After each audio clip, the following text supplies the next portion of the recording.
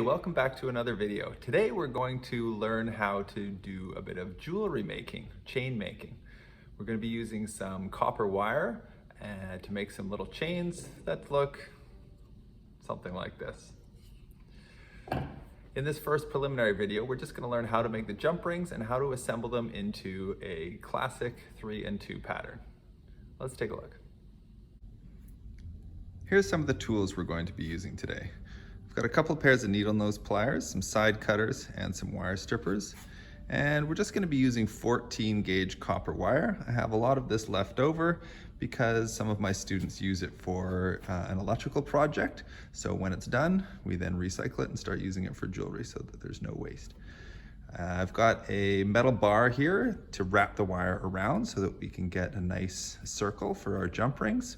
And then we're going to make a little holder here, which is just a piece of wood with a couple of nails in it.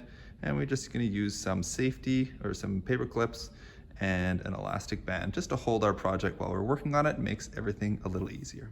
So the first thing to do is to strip down the casing off this copper wire so that we get a nice bare piece that looks like that using our wire strippers.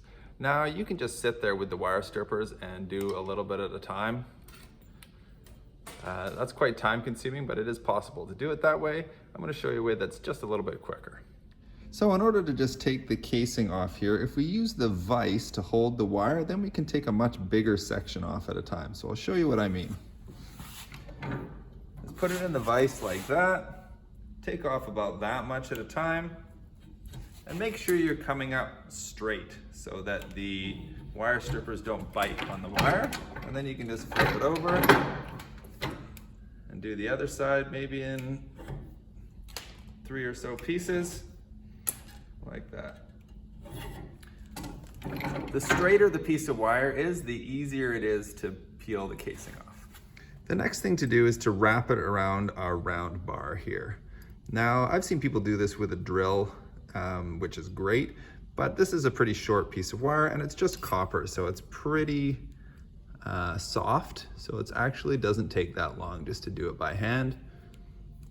And believe it or not, you don't get that many rings. That's a big long piece of wire and maybe only going to get like 8 rings out of it. You just slide it off like that, and then you just want to separate it a little bit like this, and then you're going to take your side cutters and we're just going to cut through. Now if you're really strong, you might be able to cut more than 1 ring at a time. I'm just going to cut 1 ring at a time, like that. Maybe there, I can do 2 there. Oh. I'm just cutting with the end of the cutters. It's quite difficult to cut more than one at a time. But I will see 1, 2, 3, 4, 5, 6, 7, 8, 9. I think I got 10.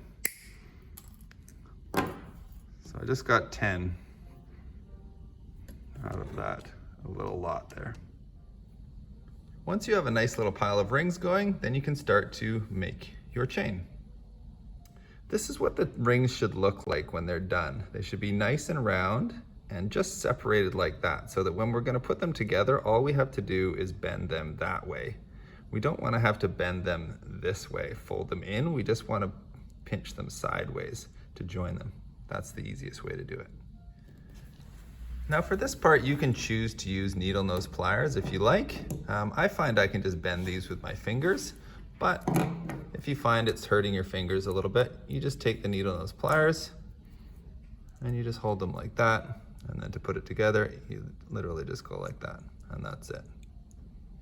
So a 2 and 3 pattern is exactly how it sounds. We have 2 rings here, 3 rings here, 2, 3, 2, 3.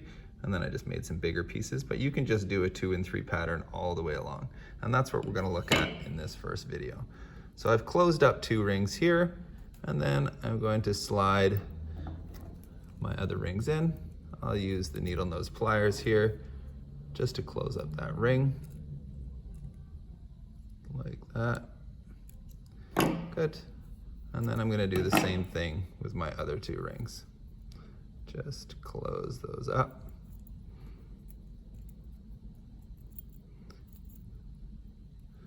And now I have my first segment done. I've got 2 rings here, and 3 rings here. And I'm just gonna keep doing this.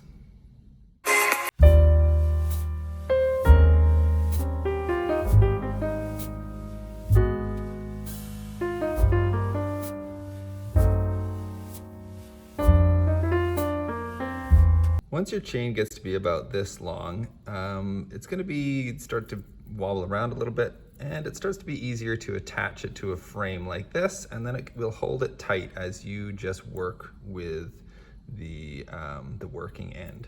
So all this is a nail nailed in at each end, and I've got a paper clip with a hook on it. So I will hook that end on there like that, and then I'll just take another paper clip like this, and I'll open that paper clip, and I will attach an elastic band, and we're just going to go elastic band there, and then we attach that to the working end. And then I can just sit here, and I don't really need to worry about that. I can now just sit here and slide my ring through those next ones, close it up, and just leave it there, and it's easy to work with. So let's do a little bit more here.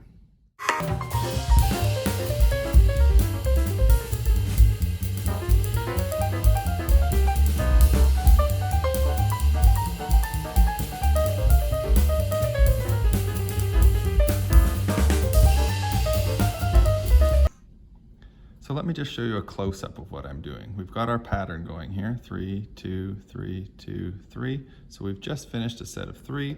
So now we're doing a 2. So we can take our ring, pop it through all 3 of those ones. And my fingers are getting a little sore, so I'm going to use the pliers to just close that ring up. And this is a 2. So I'm going to do another one through all 3 of those and close it up with the pliers. Let that fall. And then I can readjust my holder so that it's now holding there. And then I could do my next, I was readjusting the holder kind of once every 2 sets. And then I would readjust the holder as I went. So now we've got this chain. It's only about this long so far, but it's not doing too badly. If I wanted to make a bracelet out of that, it's almost long enough to make a bracelet at this point. Or you could do something else with it, whatever you like. You can decide if you wanted to add something extra, something different in the middle like that. It's kind of up to you, but once you have how to do the 3 and 2 pattern, you can just keep going and going and going. All right, in the next video, we will look at some of the other patterns that you can make with these cool little jump rings.